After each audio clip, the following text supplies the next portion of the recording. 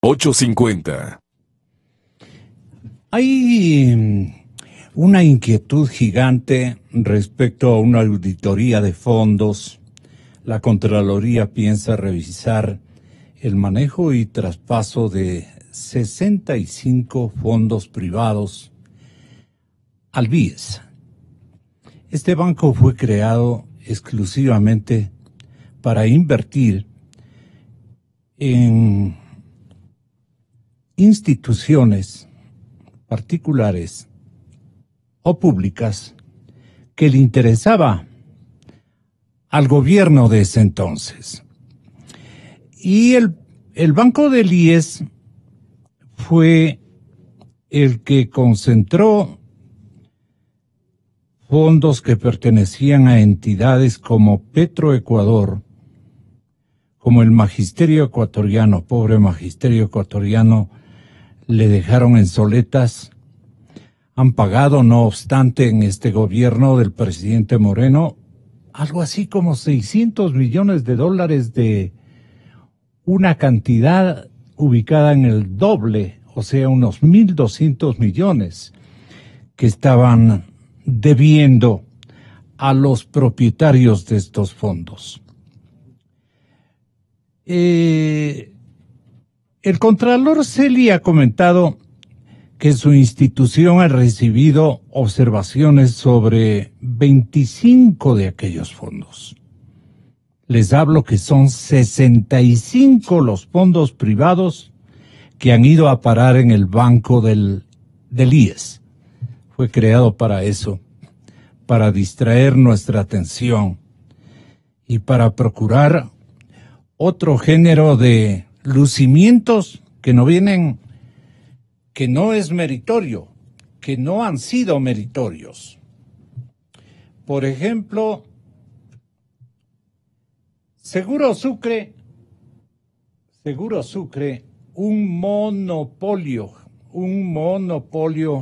estatal que recibió ya una especie de anticipo o previsión o susto, no sé cómo vivieron los anexados ahí, con un poder de control de toda la plataforma de aseguramiento de las entidades del Estado, que debe ser multimillonaria.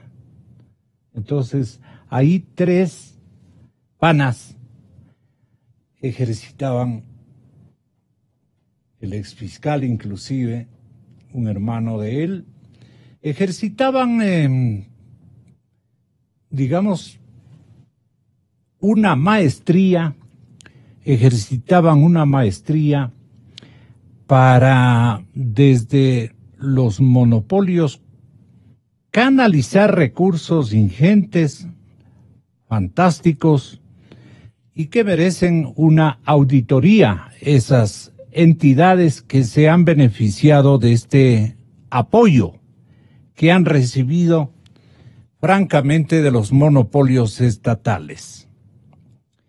Vicente Albornoz escribía, me parece que esta víspera, un comentario editorial, y afirmaba Vicente que si hubiera un género de películas económicas, los villanos siempre serían los monopolios y los supervillanos serían los monopolios del Estado, porque serían los malvados dentro de los malos. Y una de las muchas herencias destructivas de la década pasada fue la proliferación de monopolios estatales, empresas a las que el gobierno les da algún tipo de exclusividad, le hace privilegio, que va en detrimento del bienestar general, escribía Vicente. El economista Albornoz agregaba, porque cuando los privilegios se dan a empresas, lo único que se logra es que se vuelvan ociosas, abusivas, y cuando se dan esos privilegios a empresas estatales, la ociosidad y el abuso se hace con dinero público, con el dinero de todos los ecuatorianos. Un ejemplo de un monopolio estatal Por ejemplo, Stame, empresa que ha tenido importantes pérdidas a pesar del privilegio que tiene para que todos los funcionarios públicos vuelen exclusivamente por esta aerolínea. La causa del mal estado de Tame no es un monopolio, pero sin duda ayuda a volverla complaciente o ineficiente, como quieran ustedes. Hay otro, el que ya me referí, Seguro Sucre, tiene el monopolio más grande que el de Tame y de un montón de empresas del Estado. Pues son los aseguradores exclusivos de todo aquello que el gobierno asegura. Esta empresa estatal que llegó a manos del gobierno cuando el Banco del Pacífico se estatizó, goza de un tremendo monopolio, ya que las aseguradoras privadas no le pueden vender seguros al gobierno. Por lo anterior, es imposible saber a ciencia cierta si los seguros contratados por el gobierno son los que tienen las primas más bajas y, sobre todo, estos privilegios hacen que la empresa sea complaciente y no cumpla con todas sus rigurosidades, sus obligaciones, como el caso de los pagos de Atame, a quien, según lo reveló Roberto Aspiazo en una reciente entrevista en televisión, no le pagan $7 millones. Y así hay en hilera un sinnúmero de experiencias desagradables que vale la pena que sean esclarecidos por el señor Contralor General del Estado. A los monopolios también hay que seguirles la pista, señor Contralor Pablo Celi. Esperamos de su ejercicio de control. Quiero saludar con más comentarios a Vicente Albornoz Guarderas, que nos atiende este momento, y al señor economista Fausto Ortiz, ex ministro de Economía y Finanzas en la ciudad de Guayaquil. Veamos qué dice Quito con Vicente Albornoz. Sí, tenga la bondad de Vicente. Gonzalo, qué gusto saludarle, un saludo a toda la audiencia y a Fausto. Gonzalo, realmente la década correísta nos dejó una cadena enorme de herencias económicas destructivas, cosas que simplemente le hacen daño a la economía. Y una de las muchísimas, pero no me atrevería a decir que es la más grave, pero una de las muchas herencias destructivas es justamente esto de haber creado monopolios estatales. Estos monopolios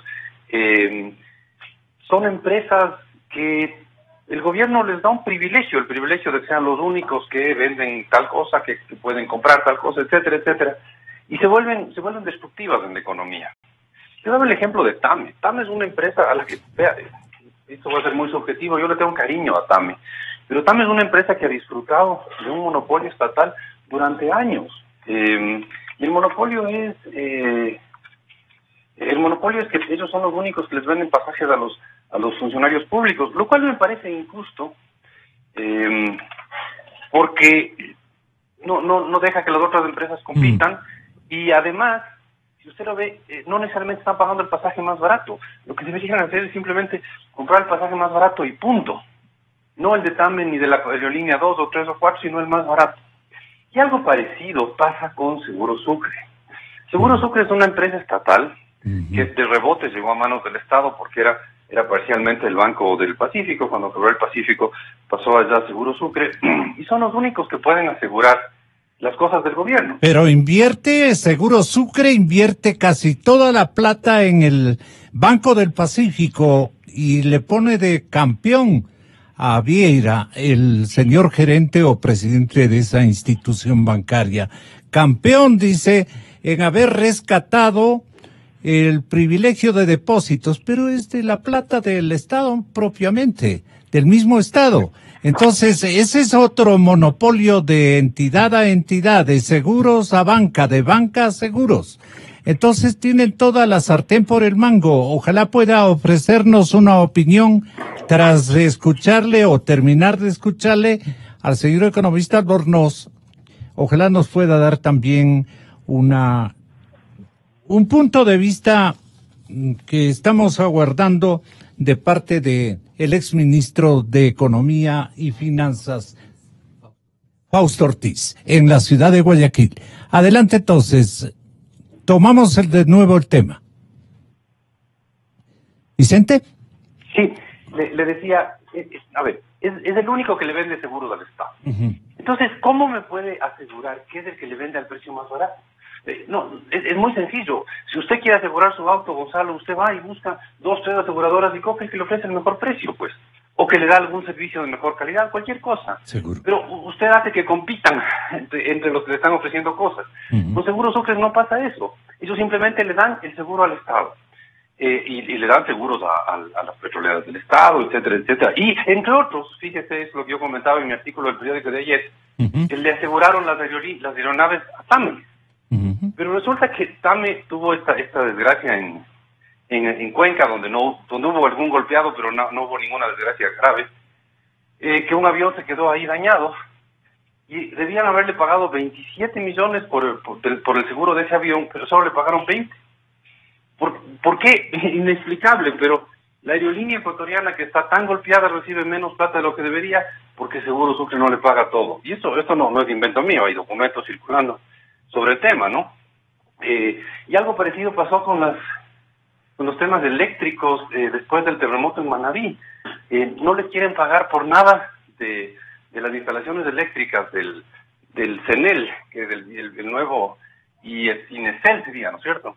La empresa estatal de electricidad. No le quieren pagar por nada de las instalaciones destruidas que estaban al aire libre. Pero yo la verdad no sé de las empresas eléctricas qué instalaciones importantes tienen que no estén al aire libre, o sea, las oficinas, me imagino. Entonces uno ve que el seguro estatal no está pagando todo lo que debería, ni siquiera a las empresas del Estado. Y sí, además, lo que usted decía, hay un tema de que hay una negociación muy cercana entre el Banco del Pacífico y Seguro Sucre, pero en la práctica, el problema central, Gonzalo, es que cualquier ser humano que maneje un poquito de lo que es el mercado, sabe que tiene que pedir 2 ofertas o 3 ofertas para cualquier compra que haga. Usted no se va a la panadería más cara, pero estamos hablando de la panadería que son centavos por pan. Pero el rato que estamos hablando de millones para asegurar, yo qué sé, el oleoducto, las instalaciones eléctricas en Manabí o aviones, tiene que revisar muy bien quién le está ofreciendo y cuánto le está cobrando. Ahora, mira, simplemente no sabemos si es que son los más baratos o no, porque no hay un concurso. Y ahí hay una serie de argumentos legales de que no pueden haber, que sí pueden haber concursos. A mí me es irrelevante eso. Lo relevante es que cuando hablamos de una empresa del Estado, está manejando plata de todos, de usted, mía, de todos los que nos están oyendo, y simplemente tienen que comprar el producto que tenga el menor costo. Cuando están hablando de plata pública, o sea, la plata pública tiene una naturaleza distinta que la plata privada. Si yo quiero regalar mi plata, bueno, ¿para qué puedo regalarla o no? Pero la plata del Estado es la plata de todos, suya, mía y de todos los que nos oyen, y eso tiene que manejarse con otro nivel de transparencia y de garantía de que lo que se está comprando es la mejor opción, porque por calidad o por precio o por una mezcla de las dos cosas, es la mejor opción. Y eso simplemente no sabemos. No sabemos si es que eso es lo que está pasando con Seguro Sucre. Así de sencillo. Fausto Ortiz, Guayaquil. Economista, buenos días. Placer escucharle. Gonzalo, ¿cómo está? Buenos días. Saludos cordiales a usted, a la gente que escucha el programa y a Vicente también en el otro lado de la línea. El tema de Seguro Sucre se queda con la herencia de un mal concepto que lo planteó Correa en algún momento, que era que como son 2 empresas del Estado, entonces el bolsillo derecho o el bolsillo izquierdo, si a este le cobra más que al otro, o si le cobra menos, al final en el Estado se compensa. Pero ahí, al final del día, ese concepto tiene un error enorme, porque lo que no le paguen a la empresa, en el ejemplo que pone Vicente, a TAME, esos 7 millones es una pérdida para TAME, es una pérdida para los contribuyentes. Y de alguna forma el otro error conceptual que tenía en el modelo de negocios del Estado, sobre todo en el caso de los seguros, era el no reasegurar, ¿no? Porque ¿para qué reasegurar? Porque estadísticamente no va a ocurrir una situación en donde el reaseguro no pueda ser honrado, y esos fueron los problemas en las escuelas, en la provincia de Manabí principalmente. Entonces yo creo que es un buen momento para evaluar la posibilidad de salir a vender estas empresas financieras del Estado, bien sea Seguro Sucre, bien sea Banco del Pacífico, porque la posibilidad de vender estas empresas le puede dar recursos al Ministerio de Finanzas, le puede dar recursos al Estado para atender ciertos gastos que tiene que hacer en este año, atender cierta reducción de la deuda y no seguir en este ejercicio de tratar de jugar al empresario cuando claramente no es el rol del Estado. El rol del Estado debe estar en otro camino, y esta situación de banca, situación de seguros y otras empresas como las de telecomunicaciones, debería empezar ya en serio un proceso de venta para generar recursos al Estado, para desvincularle ese rol empresarial al Estado y que el Estado cumpla sus tareas. ¿A usted qué le parece que el Seguro Sucre invierta en el Banco del Pacífico y resulte que el Banco del Pacífico, del mismo monopolio estatal, sale como triunfador y celebran ese triunfo del ejercicio de captación de dineros del propio Estado, que son ni siquiera del propio Estado los dineros, sino la institucionalidad que monopoliza el rescate, y le dan premio todavía al presidente del Banco del Pacífico? Ese tipo de engaños le hacen daño a la credibilidad de la institución estatal. Le pregunto a usted, Vicente. Evidentemente, el no hacer que las cosas sean independientes. Meritorias. Exacto. A ver, ¿dónde debería depositar la plata una institución pública? Es una pregunta así muy abstracta, pero con consecuencias prácticas, ¿no? En donde le paguen el mejor interés o en el Banco del Estado. Obviamente, si lo que queremos es preservar el bienestar común, preservar el dinero de todos, una institución del Estado debería invertir en donde le paguen el mejor interés mientras cubra los requisitos mínimos de seguridad de un depósito. Así de sencillo. Entonces, una institución del Estado tiene que depositar en el Banco del Pacífico o en un banco X que le paga un mejor interés. Evidentemente, Gonzalo, es en un banco que le pague un mejor interés, pues, porque estamos, insisto, hablando de la plata de todos los ecuatorianos, y esa plata hay que cuidarla de una manera mucho mejor que la plata propia, ¿no? Usted, Gonzalo, y cualquiera de las personas que nos está oyendo, pondría su plata, obviamente, en bancos de un cierto nivel de seguridad para arriba, en aquel que le dé o el mejor servicio o la mejor tasa de interés. No entiendo por qué, cuando las personas daríamos eso, el Estado no hace lo mismo. Y creo que eso es una de las esencias, como bien decía Fausto, de esta visión errada de la economía, de esta ignorancia profunda de lo que son los mercados que tenía el gobierno anterior. Para el gobierno anterior, todo lo que era Estado, todo lo que era gobierno, todo lo que era estatizar, era positivo. Entonces, entre contratar un seguro, probablemente más barato, reasegurado, con una empresa privada, o contratarla con Seguro Sucre, prefería irse con Seguro Sucre. Pero esa es la visión equivocada del manejo de la economía. Insisto, es la visión que tuvo el gobierno anterior y que le hizo mucho daño al país, porque al final lo único que hizo fue gastar mal la plata de todos los ecuatorianos con esta serie de crear instituciones públicas para todo, ¿no? Si teníamos empresas públicas de minería, teníamos una empresa coordinadora de empresas, esto era el convencimiento de que el Estado era bueno, o quizás era la habilidad de usar el Estado para beneficiar al grupo de amigos del gobierno. También hay que ver esa otra opción, ¿no? ¿A usted qué le parece finalmente, señor economista Ortiz? Sí, hay errores en el manejo económico, manejo de empresas públicas, y el gobierno de Moreno tiene que ir corrigiendo, ¿no?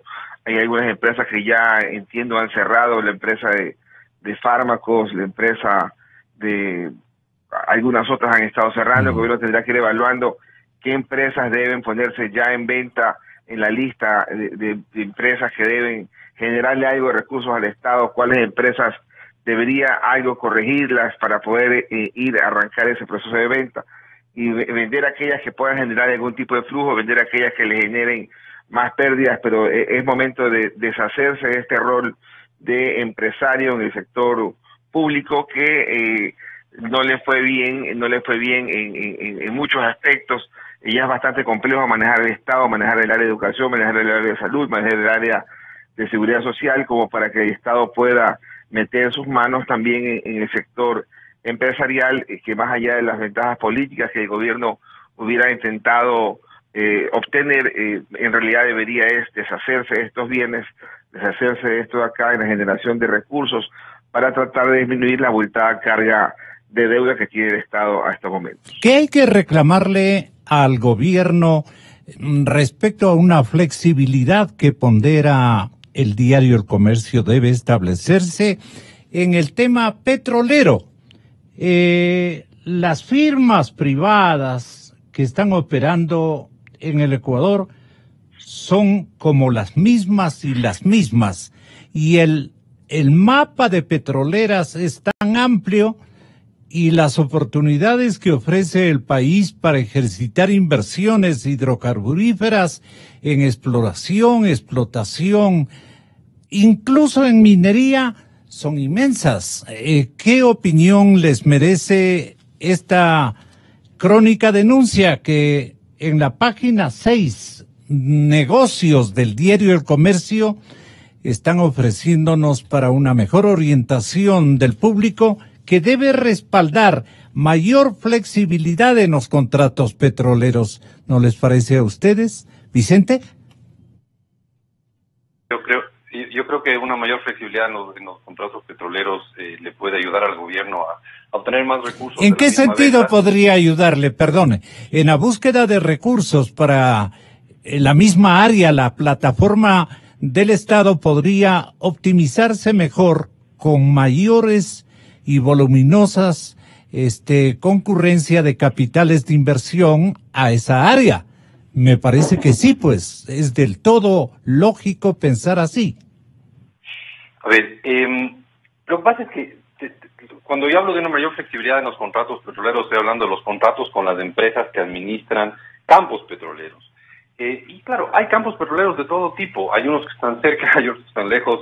Hay unos que tienen alto nivel de producción, otros que tienen bajo nivel de producción, otros que producen crudos más livianos, otros que producen crudos más pesados, etcétera, etcétera, etcétera. Entonces, hay que tener más flexibilidad en el sentido de que un campo que está alejado, que es pequeño y que tiene un crudo pesado, tiene que tener un contrato muy distinto que un campo que está cercano, que es grande y que tiene crudo liviano. O sea, estoy hablando puramente en principio, ¿no? Sí. Entonces, sí, hay que tener en eso una mayor flexibilidad, pero, Gonzalo, nuevamente, hay que hacer que compitan.